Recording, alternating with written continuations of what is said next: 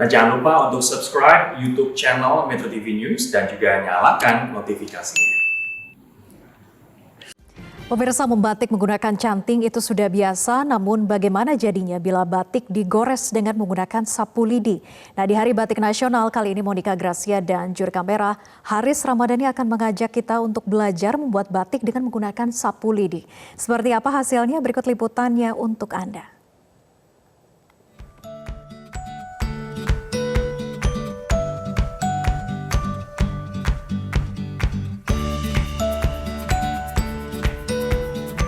Ya pemirsa, jika biasanya batik dilukis menggunakan canting, namun berbeda. Kali ini batik dilukis menggunakan sapu lidi. Di tangan sekelompok ibu-ibu di kawasan Jetis, Kulon, Surabaya, kain batik yang dilukis menggunakan sapu lidi dapat memiliki nilai ekonomis yang tinggi di tengah pandemi COVID-19.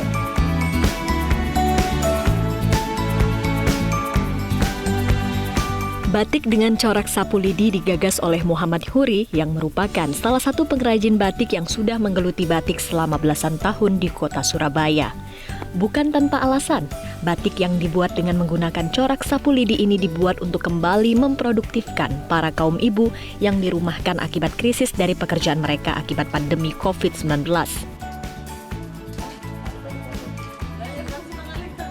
Para ibu terlihat bersemangat dan antusias dalam menorehkan coretan batik sapu lidi di kain mori yang sudah disediakan, karena proses pembuatan batik lidi ini pun sangat mudah.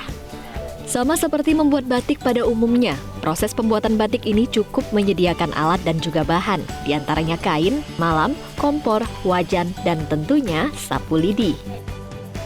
Dipilihnya sapu lidi yang menggantikan tugas canting untuk menorehkan corak bukan tanpa alasan. Karena dalam seni rupa, lidi juga kerap dijadikan sebagai alat bantu untuk mewakili ekspresi goresan yang estetik. Selain penggunaannya yang mudah, Huri ingin membuat batik jenis kontemporer yang bisa diaplikasikan oleh siapa saja. Teknik pembuatan corak menggunakan sapu lidi ini hanya dilakukan dengan cara dicipratkan saja ke kain yang sudah disediakan. Saya coba dengan sapu lidi, saya goreskan, kan juga saya biasa melukis.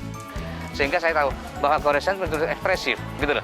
Sehingga saya coba terapkan ke batik, ternyata kok begitu bagus. Dan saya luncurkan pertama kali itu begitu antusias dari teman-teman alumni seni semuanya itu begitu. Akhirnya saya perankan ke ibu-ibu, tanam ke ibu-ibu, tawarkan. Ternyata ibu-ibu ada yang tertarik sedikit.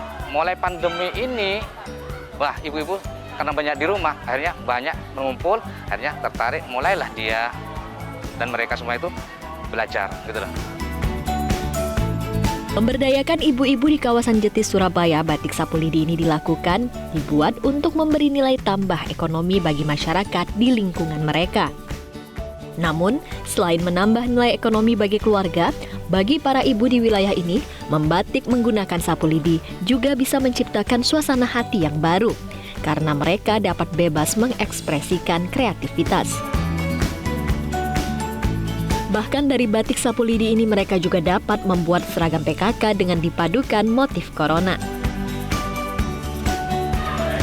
Manfaatnya ketika ibu-ibu yang bekerja atau tidak itu ada waktu luangnya bisa diturunkan ke sini. Jadi melatih keterampilan ibu-ibu untuk membatik. Di sini juga banyak sekali pelajaran yang saya dapatkan. Batik nggak hanya menggambar tapi harus ada ilmunya. Jadi mana dulu yang harus batik diwarna dulu, mana dulu yang harus digambar. Kemudian nanti kita diajarin pewarnaannya seperti apa. Jadi ada nilai tambahnya lah dari sisi membatik. Kemudian kalau dari sisi nilai ekonomisnya, setelah kita batiknya bisa kita jual. Untuk satu kain lembar batik sapu lidi hasil karya ibu-ibu di kawasan Jetis, Surabaya ini dibanderol mulai Rp200 hingga Rp600.000, bergantung tingkat kerumitan yang dibuat. Selain menggunakan teknik ciprat dari sapu lidi, batik ini dikombinasikan dengan kuas dan juga daun kering agar membuat motif semakin menarik. Nantinya diharapkan dengan adanya pemberdayaan para ibu untuk membuat batik sapu lidi ini, masing-masing warga dapat memproduksi sehingga wilayah ini dikenal sebagai sentra UMKM batik sapu lidi di kota Surabaya. Dari Surabaya, Jawa Timur, Monica Gracia, Haris Ramadhani, Metro TV.